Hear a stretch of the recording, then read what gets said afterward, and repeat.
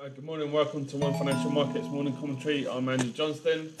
Right, so yesterday, flat as you like, boring, tedious, nothing really went on, nothing on the wires really in terms of direction or just any idea about what's going on. I mean, it was just a tap out day. Thursdays are renowned now for being and have been for a long time the last day of the week, and Friday today we have Janet Yellen at 3 o'clock, and we have Draghi at 8 o'clock tonight, all chatting at Jackson Hole. So that's great. So they've all had a couple of, well, by that time, Draghi would have probably had a couple of glasses of wine, and we'll be just chatting absolute nonsense. I don't know anyone in the UK market is going to hang around until 8 o'clock. I don't know anyone in the UK market is going to hang around to 3 o'clock, because this is done for the end of the month now. The market, I have to say, it's a long weekend in the UK. It's bank holiday on a Monday, so you won't see any of the base of the world's FX traders or anyone that's not on holiday come back until Tuesday. And Tuesday, there's very much little on the news feed for news wires for that day as well. So basically, the end of the month, August, is done and dusted as of today, because the UK is basically the centre for FX, as we all know. The US doesn't really know much about it. They're all equity based, and in Asia it's known as the graveyard, because that's where you put someone to basically go and end their career.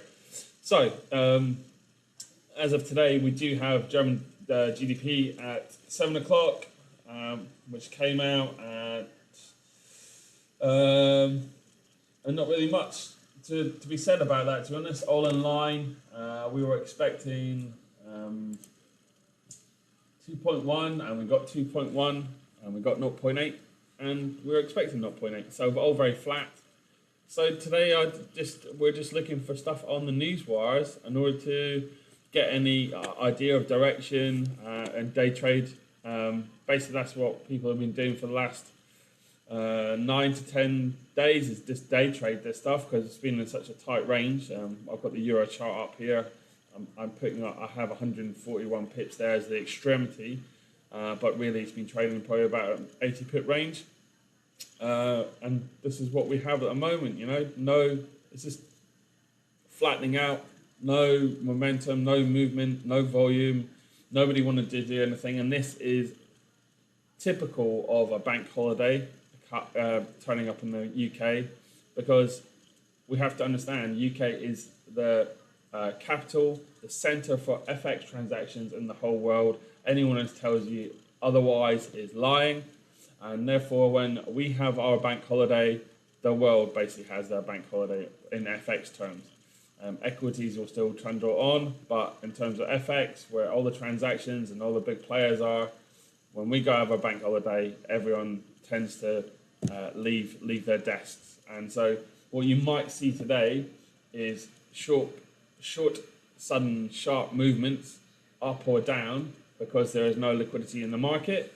And what you might also see is one-way spikes, where people are just getting out of positions, and once again, there's no liquidity in the market. So be very careful today while you're trading, because a lot of people are not going to be around, or they're only going to trade the early session, which I've told you before. Trade early UK session up until 1 o'clock.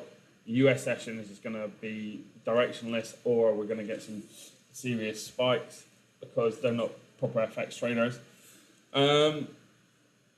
So yeah, I mean, if I'm completely honest with you today, probably down tools very early on, because after that you're probably just going to get caught out on rhetoric or news line feeds and headlines. So it's really not kind of worth getting caught up on all that, because it's this Jackson Hole stuff.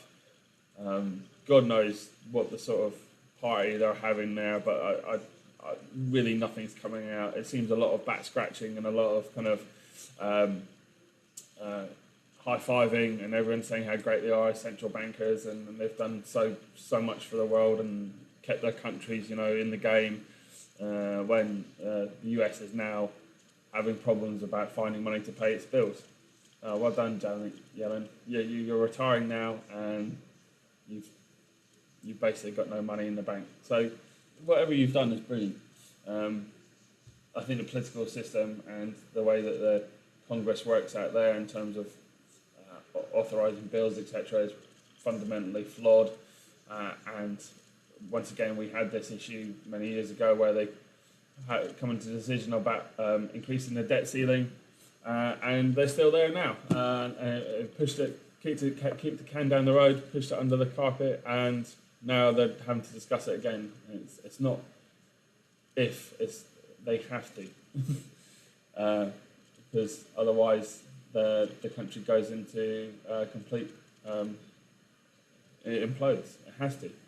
How can you have a country that can't pay its own bills when it's basically it's debt that I mean the trillions worth of debt that is are owned by the Chinese, the Japanese?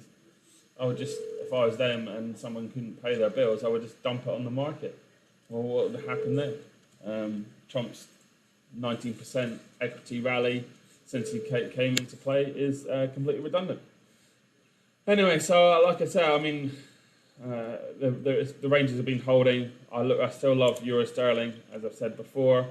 I'm also liking gold a lot more now. It's consolidated, it's held around this 1280 region.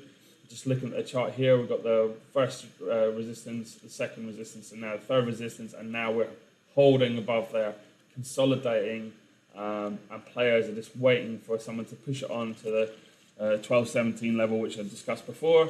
But I really think either gold once again has to kick on here, or it probably will come off. But there's something's going to happen.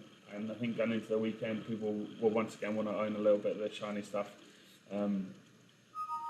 I've been confused over its worth in terms of its defense against the inevitable apocalypse and other things like that, and its risk off tendencies to be a safe haven. But I still think there's some upward momentum here. Certainly another $25-30, like I say. August is averaged for the last 5 previous years around $83, and we're nowhere near that. So there's got to be some more skin in the game here, and hopefully to the upside.